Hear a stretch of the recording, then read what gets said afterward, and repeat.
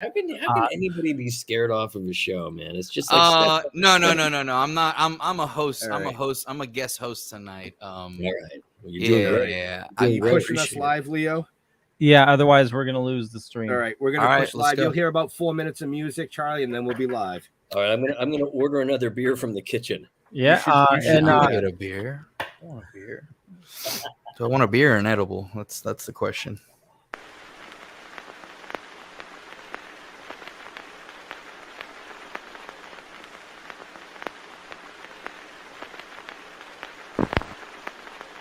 Every 10 or 15 years, a film is produced that is so overwhelming, so forceful in its impact, that it becomes deeply embedded in the mind.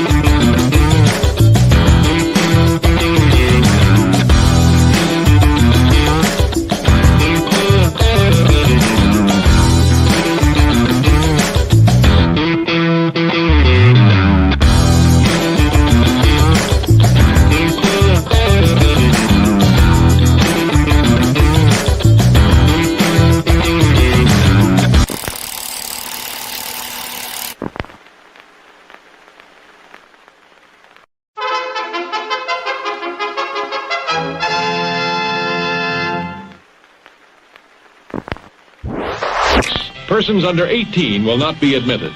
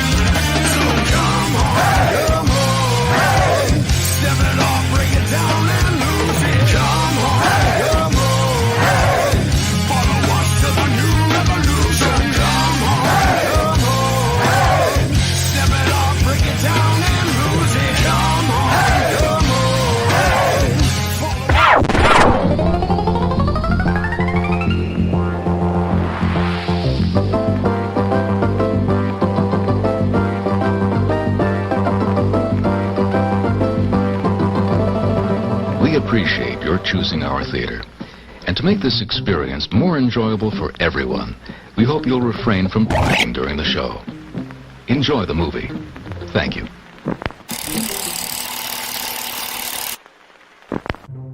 Everyone thinks because you're a zombie, you don't know good coffee. Well, they're wrong. We have very active lifestyles. It's not all wandering the countryside aimlessly or scaring passing motorists. And we all love a good cup of joe. And there's only one brew that gets my seal of approval. Deadly Grounds coffee is my guilty pleasure. Bold, robust, delicious. It's coffee that can wake the dead.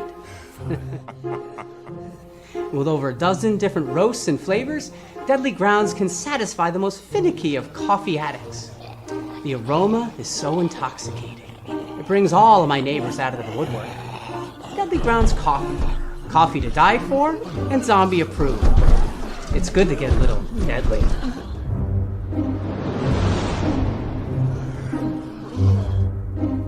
Use the front door! Oh, they're so disgusting. Okay, your eyes do not deceive you. It is Tuesday. This is Still Toking with. We have a kick-ass show for you. As always, my name's Leo. I'm the monkey behind the keyboard here. And with us, Benjamin. What's going on? I don't know because it's Tuesday. I'm not used to this shit, you know. But because of scheduling conflicts with our amazing guest and a ton of other stuff, we decided we'd come live on Tuesday. But I don't want to sit here and babble because we only have this amazing gentleman for about another 35 minutes before we have to let him go do real people stuff. Yeah. Real people stuff. But and I have a special co-host tonight because Jeffrey's schedule didn't line up either. Yeah, man, these scheduling conflicts with these, you know, prima donnas. I don't know. I just don't know. Don't know, man. But Leo, go ahead. No, Ricardo. Ricardo. What's up, guys? You hear me pretty well over here? Oh yeah. Yeah, we hear you great. We hear you great. I am the Hispanic prima donna, trying to bring some diversity in here. You know, it's kind of like trying to be inclusive now. So we have a brown man. Your eyes are not deceiving you. The brown man Rico is here. How's everybody doing? Doing well. And since Jeff's not here, I'm going to throw it right on you, Rico. You want to introduce our guest? I think I would rather save that for the host because I'm already pretty excited about him, and I don't want to butcher his name like we all know I'm known for doing in the past. Well, that wouldn't be any different than Jeff butchering it.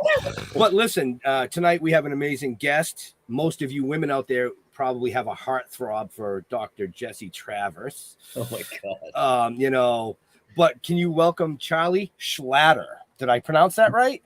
Yeah, you know, pretty close. You did it the way most people say it. I always say it's like it rhymes with otter, so it kind of sounds like a Jewish otter. Schlatter. See, I think I said that, and I think your agent might have corrected me. What are they? You know, he's an agent. He's a pencil pusher. What does he know? He's a pencil pusher. He's not creative like us. You know what I mean? He's not creative. Then you could also just blame it on your New England accent too. That's what it is. It's that Boston accent. It's exactly. a Boston thing. Yeah. It's a Boston thing. If I blamed it every time. Can I tell you something? Really, my dad used to get really upset sometimes. People say, "Mr. Schlatter, Schlatter," and he'd go, "It's Schlatter. It's Schlatter." It's like that. Why are you getting mad? No one knows how to pronounce that shit anyway. Why are you getting mad? And someone once asked me, and they said, "Oh, it's Charlie Schlatter," and they said, "Is that your real name?" And I said, "No." No, I hate myself. That's why I added this name. I picked a name that no one can pronounce. Yeah, my real name is Chuck Stud, but I went with Charlie Schlatter just because I thought it would mess people up. Right. It's that Hollywood name. That's what it is. It's so Hollywood. Schlatter. Oh, man. Oh, well, welcome to the Schlatter Show. Thanks. That has a nice ring to it. It does. We'll have to get him to start doing his own shows. Yeah. Well, you mentioned Ferris Bueller. Like, what the heck, dude? like why did you do that? Why would you do something so sacrilegious? Is that what you're asking? No. I mean, what the hell was I thinking? No. That's a horrible way to start, but I'm gonna let that one fly because I'm over here like this. I'm just gonna say he probably did Ferris Bueller to impress a girl. I do a lot of things to impress a girl. It usually doesn't work. I did Ferris Bueller because I was 20 something and they gave me a lot of money. at least like to me, it was, honestly, I'm just some guy from Jersey. And yeah, I was doing well. I was doing a few movies here and there. And this was one of those things where they said, and it was great people, I have to say, like, it was John Macius. He was the creator of it. He did St. Elsewhere. The pilot was really good. And then, and it should have probably just been called like The Buellers or something, because it was like a total family show. But I did it because I just thought, gosh, why not? I was with agents and managers at the time that were just kind of all about the dollar. And, and when they say, God, you're going to get X amount of money per episode, you're thinking, okay, let's do it. Let's do anything. We all played that game in school. What would you do for $1 million? Right. I would do Ferris Bueller for $1 million.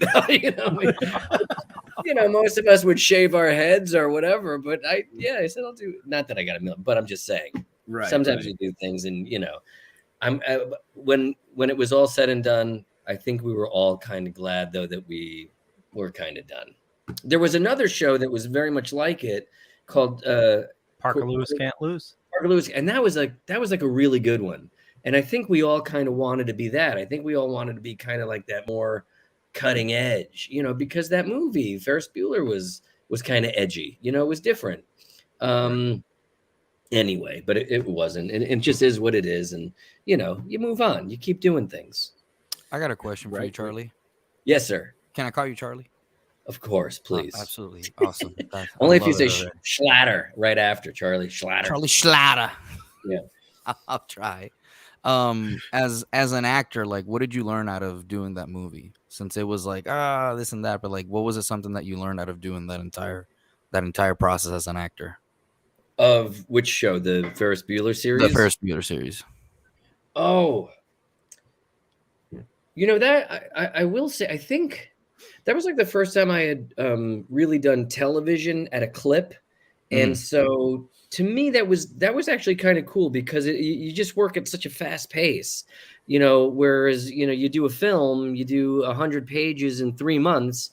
This is, you're doing, 50 pages in a week or whatever. So it just speeds it up. And I think you just basically learn to show up ready to work. I'm really fortunate. Like, the first few actors that I worked with were such pros. Michael J. Fox was the first guy I worked with of any stature. And then George Burns, I did a movie with him. And then I worked with, later on I worked with Dick Van Dyke. But I had worked with guys who just had such great discipline. And so for me, it just really showed me, how to approach it. What was great about working with someone like George Burns, so many people say, what did you learn from him? What did he teach you? And he never really sat me down and said, hey, Charlie, this is anything. You just learn from example. I mean, you learned at the heel of the master. And what I learned was, oh my God, this guy is 90 years old and he still shows up to work and enjoys his life. So that's what he taught me, is that, he could do this to that age and still love it. So don't be a douche. Don't be, unappreciative of what you have. You know what I mean? Really. Don't be a douche. No, I like that. This is, don't be a douche. Yeah. I mean, it's so easy. Is that all you pulled out of that whole thing? George told me don't be a douche. Yeah. He also, it's so funny. Like every time he would leave, he'd say, where's the kid? Where's the kid? And he'd find me and he'd give me a hug and then he'd kiss me and then he'd say, stop kissing boys. The reason I asked that question is because I had heard a rumor that landed onto that story about don't kiss boys. And I was like, yeah, but what was it that he really said? Because, man, if somebody has like that kind of relationship, like that's close. Like that's like father and son, That's interesting to know. That's something out of like so wild. You were like, I just got to be nice. No, he was really cool. I have to say, like, there were, I'll never speak out of turn when I'm speaking about him, just because I've got so much, reverence for him. He was the best. I mean, it was like working with Santa Claus every day. It was crazy. But there were two Georges, there was the George when the women were around and he was very charming and you know what I mean? He had a real gleam in his eye. And then when it was just the guys, he was totally a guy's guy, which was pretty awesome. But there was one, I'll tell you this, and I don't want to bore your listeners to death, but there was this one scene in the movie. It's the very end of the movie. And just so you know what kind of guy George was, it's a crane shot and it pans up and George and I are walking off into the distance. And we did it about 3-4 times maybe. And each time he would tell me a different story. And I had brought up after a couple of steps, I said, you because we were talking about Gracie. And I said, my gosh, you definitely, you loved her so much, and what a love story for the ages. And I said, how did you deal with her loss, the loss of her? And he told me that they used to sleep in separate beds. And when she passed away, he started sleeping in her bed so that he wouldn't have to look at her empty bed. Oh, Wow. And I thought, oh my God, that's like, it was just so heartwarming, Right. but he was like that. I mean, he could just like reduce you to tears in a second and then, call you a cocksucker the next minute. It was, it's like, he was the man. He was the man's man. Oh, he was, man. He was such a great guy. That's crazy. Yeah. Wow. That's good shit. It's always good to keep Good those question, memories. too. Good question. Yeah, 100%. And the older I get, it was funny. Like I really did appreciate it when I was working on it, but I think I appreciate it now that I'm older and I look back on it, I go, oh my God, I really had. You were just having fun and making money. I was totally having fun. And Yeah, I didn't even think about, I really wasn't making money on that movie, but I was totally having fun. And I'll tell you this, Rico, that to me, doing that movie was more like, it wasn't even a gift to me. It was more of a gift to my parents and to my grandparents, because my dad's a Lower East Side guy. My grandfather was a Lower East Side guy. That's where George Burns is from. And they loved him. So when I got that role, they were like, you're working with the master. You're working with George Burns, So to them, it was, you know what I mean? He was more their contemporary than mine. Of course, to me, as a 21-year-old, he was a living legend. But to them, they had so much history with him. So that when I was able to introduce them to him on the set, it was just such a really great thing. Growing up, I had a really good childhood, but there was some tragedy in my life. I lost a sister, my parents, they didn't really recover from it right away. So I think having all that good fortune in my life at that time, it just came at the right time. And it was just really special. Yeah. Kept you going on the right path. 100%. 100%. Yeah. That's awesome. Yeah. I mean, I know we don't have a ton of time tonight, so yeah. We did have some questions come in. No, I Yeah. saw that. I saw that. Go ahead. Yeah, no. I was just going to say, I'm trying to find it here. Somebody was asking if you collect anything. Oh, I don't. In fact, I try to throw stuff away, to be honest with you. I wish I did. I wish I was like an autograph collector, because I probably would have had some really good ones. Every time I do something like a convention or something, they say, oh, can you donate something to a silent auction? And I got nothing. I have nothing. That was a mental note for me to go to Charlie Schlatter's house and look through the trash. Jesus Christ. Jesus. You're about to have a lot of raccoons, Charlie. A lot of raccoons, my man. I'm a big New York Giants fan, so I do have like a few collectible things from that. A couple, football, a couple of autographs here and there. But no, I've never been like I don't collect stuff. Right. Yeah, I mean, we got a couple pieces of art here and there, but I don't know, man. I don't think about that stuff. I guess I got a bunch of guitars. I have guitars. I got a few drum sets. Things like, I like music. I got, I guess musical stuff. I collect that stuff. It's tough to get rid of that stuff too. Right. I don't know if you guys are musicians at all, but like, unless like the last drum set I have, I don't even sell it. I just try to like find a kid who's learning to play drums and give it away. Yep. Because you just want to have good karma out there, especially with music and stuff like that. But I think that's pretty much what I collect is that. Nice. Nice. And Ooh. I know why he asked this question. Jeremy was asking if he ever put together a Lego Millennium Falcon. He's looking for a co-pilot. He won one over the weekend, friggin' $800 set. It was insane. I saw that. I saw No, that. but I've as a dad, I've stepped on a lot of Legos. And Right? So, yeah. Bro. Yeah, So there's some right? extra parts to your Millennium Falcon in Charlie's trash. Oh, man. Exactly. You're free to come on by, man. Yeah.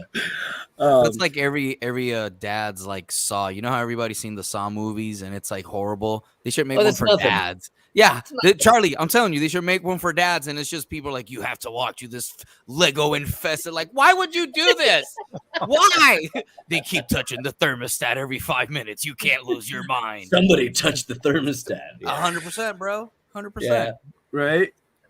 Oh, God. My favorite was the Hot Wheels when they leave them like right near the stairs. Oh, I know. Oh yeah. Right now, it's funny you mentioned that. People say, Charlie, what are you working on these days? That's what I'm working on. Mattel finally decided that there needs to be a cartoon called Hot Wheels Ultimate Racers. And so I'm a lead in this thing. I play a guy called Sidecar, another 11-year-old kid with red hair and buck teeth. That's all I seem to play on like animation. I do this character, Chad. He's another fat, redheaded kid with, teeth. Anyway, like, I've got the... Yeah, Barely Allen's a ginger too. I just remembered that. Yeah. Yeah, Anyway, the this thing called flashes of Sidecar, ginger. but it's really good. And so anytime you could like be a part of a Mattel franchise, I think that's really good. It hasn't come out yet. No one has said anything like you're not allowed to say anything about it. So I guess I'm allowed to Surprise! Find out. We finna find out. What's crazy is that like we sign these NDAs for everything these days. I had a buddy who signed one. He was on an audition for a diarrhea commercial. And it's like, who needs to sign an NDA to sell diarrhea medicine? First of all, you don't want to tell anybody that it's even you. That's kind of a shitty situation. There you go, kids. Right? But you don't want to run its brag course about that. But anyway, so the Hot Wheels thing should be good. So we'll see what happens. Well, speaking of like voice acting in animes and amazing movies and TV series that you've been in, you're going to be at an event coming up soon where people can see you. So we're gonna urge all of our listeners and viewers to get off your ass and get down to one of these conventions. Go ahead, Charlie. Yeah, I think the first one is, and I'm not like a big convention guy. I don't do a lot of them. Not that I don't like to, but it's tough. And you go away for like 4 days. And I know buddies of mine, they do them every week. When I say get a hobby, I meant like, build a cabinet. Don't just go to a con every weekend because they do these things every weekend. But this thing, it's a really nice one. It's from August 5th to the 7th. Or 4th, 5th, 6th, 7th. It's in San Antonio. It's called Celebrity Fest and like Supercar something. There's really cool people though. Giancarlo Esposito is going to be there. What's his name? Moulin Rouge. I know him from that. You guys know him from what's his name? Ewan McGregor. I'm sorry, got it. Getting old is really, and being drunk really is another thing. It's not a good combo. But he'll be there. And I just saw as your things were rolling, I saw the name Mark Dodson. Was he a guest on your show before? Yeah, actually, Mark is a very good friend of ours. He's the man. I freaking love that guy. We just spent time. We just did this really great convention. It was for charity. It's called Voices Against Cancer. There used to be Voices for Cancer, but they just weren't doing much. They were just making more cancer. They've decided to do it against cancer, which I think is the smarter route. Right. Anyway, joking. But Mark was there. It's the first time I met him.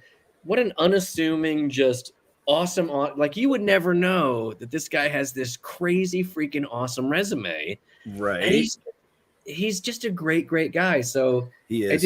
I just fell in love with that guy. And I saw his name when it was scrolling all your guests. And I know that guy. So yeah. I just spent Saturday with him. He came up to New England to do a comic and toy show. So I got to spend the day, myself and my other co-host Jeff, who, like I said, his schedule didn't work out tonight. But we got to spend the whole day with him. We were chewing the fat, and he actually supplied, I'm not sure if a lot of people know this out there, but he did all the original Romero zombie effects. Yeah, no, he's like Which he- total like monster yeah, bomb, which crazy he owns, and he supplied them to us for our TV series that we're filming. Wow, So, and that's bingo. that's awesome. Thing there, but yes, so Leo's got it up on the screen here for all our viewers. This is the car show and Comic-Con in San Antonio. Yeah, so it should be fun. I've never been there. I've been to Texas a bunch of times. I love it there. Never been to San Antonio. Have you guys been there? Have you done the river walk and the Alamo and all that stuff? Yeah, I've never it's pretty been, nice. The river walk's really relaxing, but have a bottle of water with you. Yeah, the Blues Brothers are going to be go That should be fun. That's fun. That's really fun.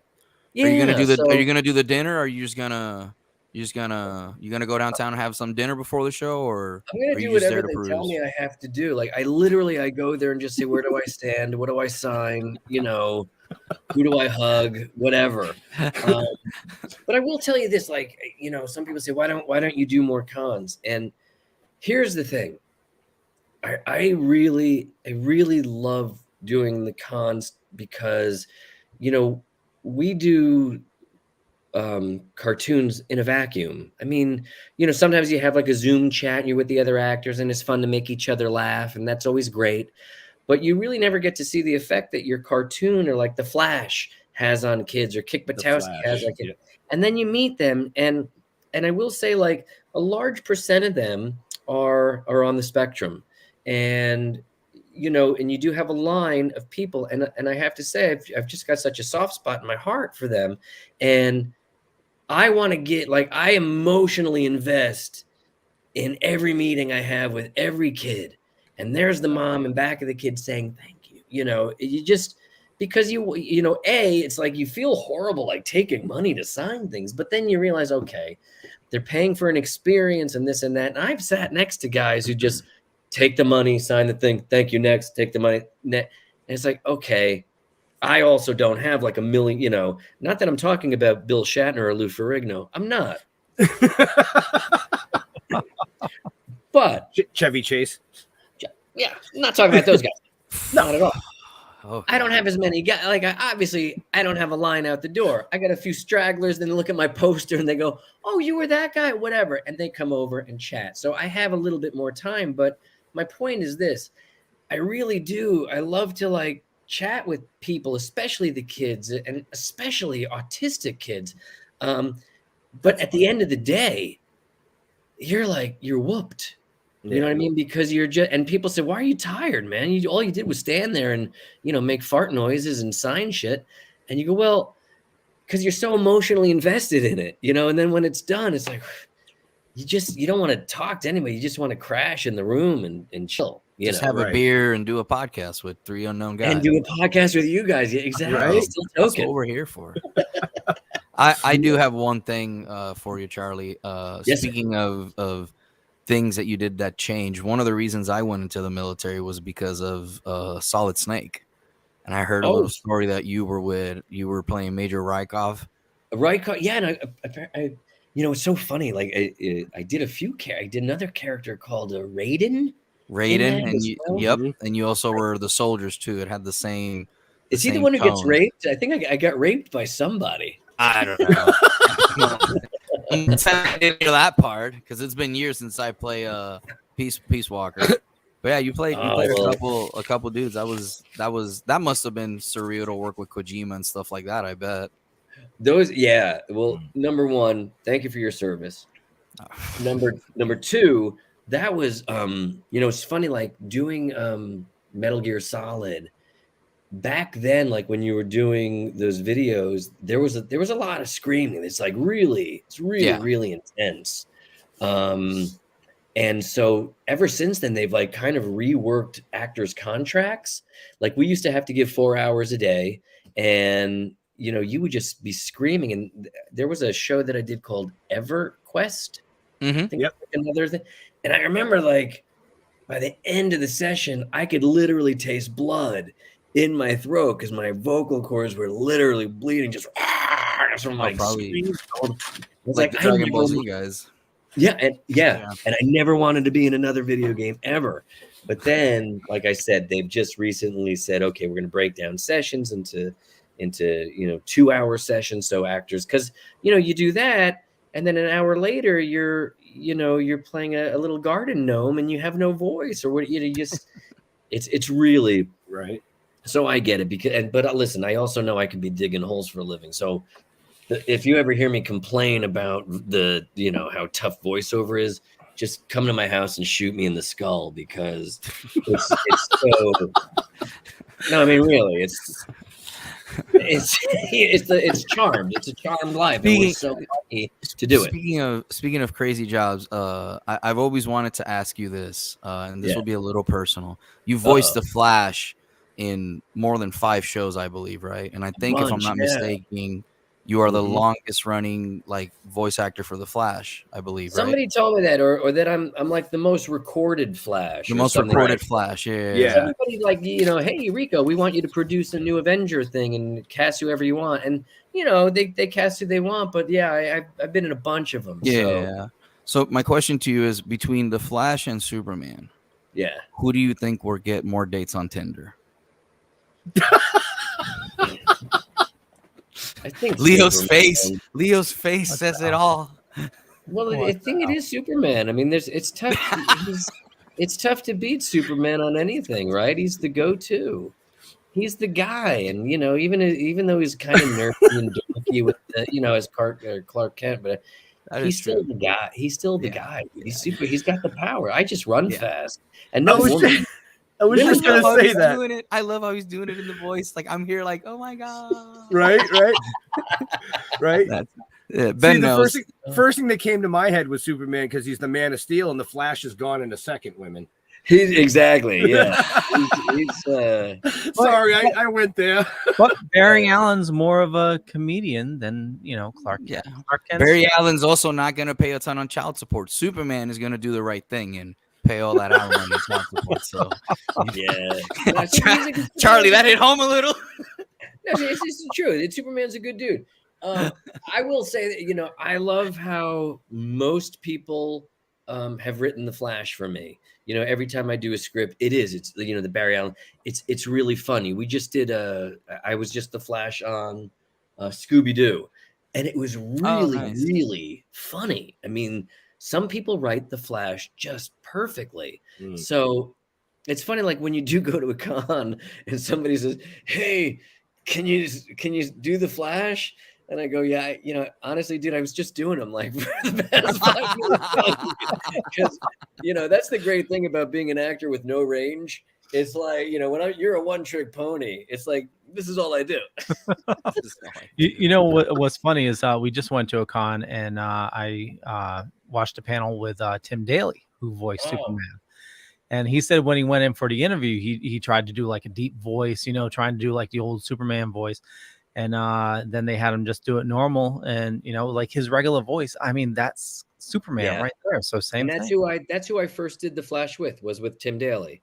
Nice. On whatever. I don't even know that series. It's funny, like when you say, what do you collect? I wish I could collect my thoughts. I wish I could collect like my career, and because people like come to me and they'll say, in episode number 312 of whatever, do you remember? What the I was fuck? like, no, was I even in that show?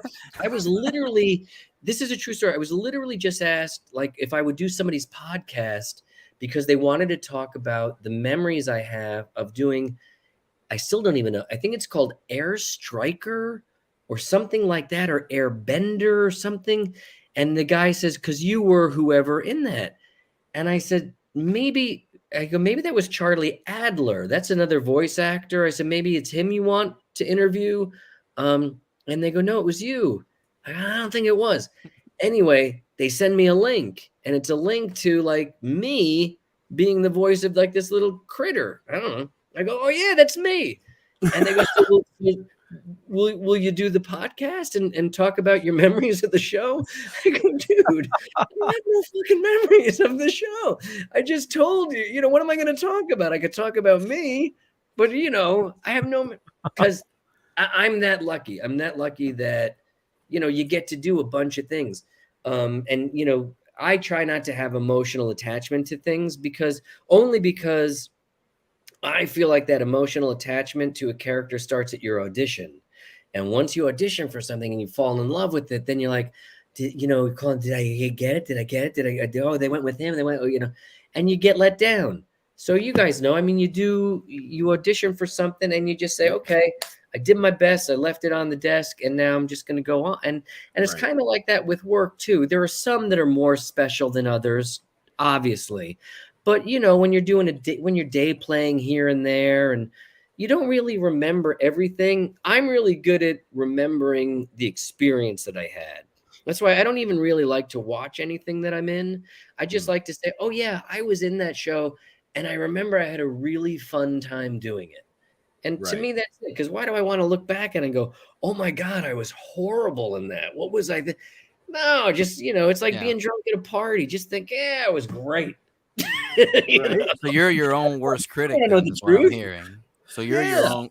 Yeah, that's cool. I'm the same way. I kind of like remember the vibe of the place. Like, oh no, this was cool to do, because it's so many things in a day. Like, especially if you're always doing something. Like, it's like Totally. yeah. But I will say this, like some dudes are totally, they're such fanboys of the whole thing that there's a guy I love. His name is Wally Wingert. I don't know if you know who he is, but he's a guy who grew up in South Dakota, where I just was recently in Sioux Falls. And he grew up just wanting to be in cartoons because he was such a fan of cartoons. And so when he gets into a certain franchise or, he's like, I mean, he's just in love with it. It's crazy. And I get, so I feel attacked. I feel so attacked. I feel so attacked right now. Ben's looking down, and Ben's like, "Oh my God, that's Rico. That's Rico to the T." Right? Are you guys like long lost brothers or some shit here? Because I swear it's like That's so looking funny. at Rico. That's so funny. But I'm it is like some that. guys, and God bless them, and especially like Tom Kenny, who does SpongeBob. There's another guy who just grew up. He's like so well versed in cartoons. Nobody deserves more in life to be an iconic cartoon character than Tom Kenny. Because that was his dream. A lot of us just kind of fall into it, and we're just kind of getting up to speed. I was a character called Kevin 11 on the original Ben 10 series. Yep. And so some kid comes to me and he hands me a Kevin 11 thing, and I sign it because it said Kevin 11 on it. And the other actor, who's like down a few tables, who's like the new Kevin 11, he's like, dude, you signed a picture that's not you. And I'm like, what do you mean? It said Kevin 11. He goes, no, I do the reboot. I do I go, oh. So there's like more than one. Like, yeah, it's not cool. Okay. Sure. No problem, bud. I'm sorry. I guess I owe that kid some money. I signed the wrong thing. Bro, that kid's going on eBay. He's going on eBay going, I got that shirt here. I'm gonna be looking on eBay for the next month just to see if I see it. My signature on the wrong Kevin 11 is probably I'm that kid that he was talking about. Charlie, we found it. But it's like I get it. I guess we all can get a little possessive of what we do. We're proud of what we do. Some of us. And so I guess you want to be protective of it. So right. I can't slight the guy, but it's like some people are really like immersed in it. And right. So we are getting really, really close to that time. Okay. We're having Leo, a good time. I know we're having a great time, but Charlie has a heart out. He's got another interview to do. Leo's got a heart out. He's got another show to do. This was a special, only because we just couldn't let it go. I mean, we just couldn't say no. Sorry, Charlie, we can't schedule you. You got to have to wait. Ben, are you in Boston? Are you in Boston or? I am in Boston. South of Boston. I might be in Boston. I'm doing this thing called Revolution Con in a town called Phoenixville, Pennsylvania. I'm doing that over Labor Day weekend. That should be a fun one. Mm-hmm. But apparently, if I do well, they'll invite me. The same guy will invite me up to Boston. So this is a stepping stone to get to you, Ben. That's Just what so it you know. is. Actually, this is a stepping stone to maybe get you to Maryland Poppin' HorrorCon or Georgia Poppin' HorrorCon, where we will be running the entire media package. I wish I did like horror films. I have one. It just wasn't very good, and no one gives a shit about it. Well, that's But why you have to go for the pop side. See, so what I'm Maybe. hearing is that he might do Kansas City con, is what I'm hearing. I love Kansas City. I took my son. We just were. You're not from there though, Rico, are you? I'm from Springfield, Missouri, 3 hours Oh my away. God. My Home son of goes. Bass Pro. My son goes to Mizzou. Oh, does he? Yes. Well, dude, if he ever needs anything, just give me a call. I'll let If he him know. ever You know, needs honestly. anything. So Yeah. we're huge New York Giant fans, and Mhm. so I So always you say, hate the like, Cardinals? I got it. Yeah, You hate yeah, the yeah, yeah. Cardinals? No, Okay, no. I feel That's it. you're talking baseball. You're talking baseball. Yeah, I'm talking baseball. football. Oh, okay. Not York- soccer, Rico. Yeah, Not soccer. sorry. I thought it was soccer, my man. That's my bad. So I was like, anyway, man, this dude's really into soccer. this year the Giants played the Chiefs at Mhm. Arrowhead, and Yep. so I have a friend who has a friend. I ended up getting like free tickets, 50-yard line, 30 rows up, field passes, free barbecue stuff, and I have to say, man, like the people, those fans at Arrowhead, they were some of the nicest fans you'll ever meet. Like, because we wear our blue everywhere, and those guys totally gave us shit, but they're Kansas City fans, so they know hard times. Giants fans, we know hard times. But I have to say, man, like that is definitely an area I would look at to move to right now. I know the winters are pretty brutal. You But- and Hank Garrett from Car 54 have said the same thing. And Really? Hank's like, I actually hooked. Yeah. Let's just say yes. Yeah, I'm not saying anymore. Yeah, I started getting excited. I'm like, wait, no, I can't say that live. But it's so Yeah. great. It's like it's such a, it's an anachronism. I mean, people are just no one bothers anybody. Bert Kreischer comes here all the time. Tom Segura. Springfield, Missouri is a slept-on city, especially Yeah. for real estate. But now Especially. Springfield that's south. Is that south of Columbia? That's south Okay. of southeast of Columbia, and then it's 6 hours from here to Dallas. Oh, so that's not that bad. Nah, I go to Dallas all the time. I But gotta I start love going it. to Listen, Boston. Anytime I'm invited out to Kansas City, I will gladly be there, and I'll run out to visit my son a few times. It was so funny. My wife was just out there with my daughters to visit him during the school year, and they're at a bar. And she says, "Okay, I'll pay for the first round." And she's like, "Okay." There's like 10 kids, and kids are ordering Tito's. This blah blah blah. That. It's like, okay. She gets the bill. It's like $20. She's like, "Are you fucking kidding me?" That's what I Yep. pay for like one martini in Westlake Village, Yep. And it was, I mean, it makes sense. It just makes sense to be there. Yeah. It's a And cool now place, we could be anywhere. I mean, we could be remote anywhere.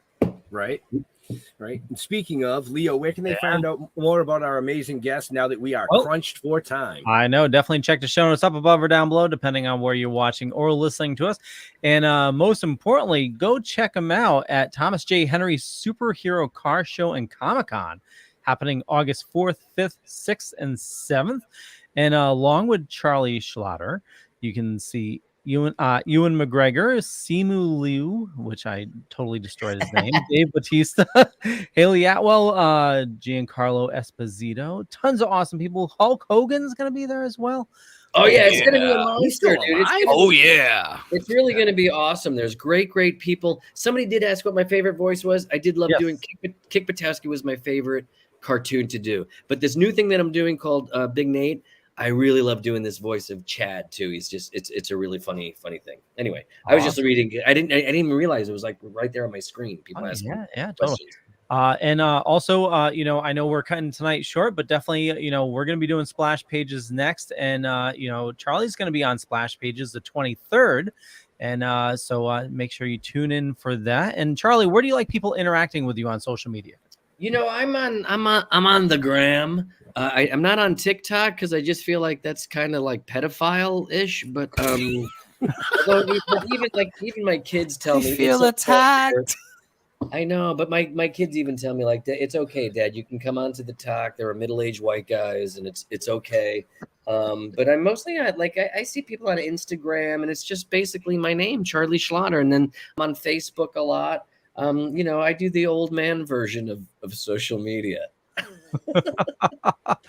Awesome. Rico, same question. Say again, what was the question? Where do you like people interacting with you on social media? Come on, follow along. You know, man, this is the hardest part for me. I'm so sorry.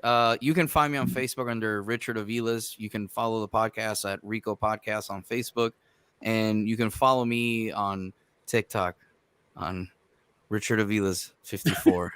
That's a sad segue after what Charlie said. I feel like I've lost streak right there. You can follow me at Rico Lovebone 69.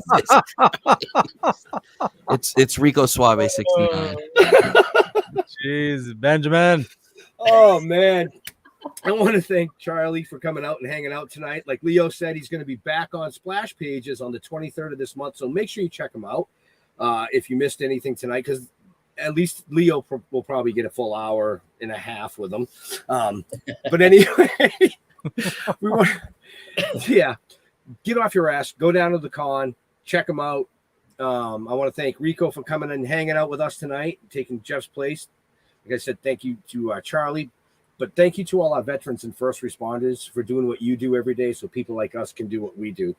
Stay safe. We're out of here. We'll see you next week. Thanks, guys. God bless.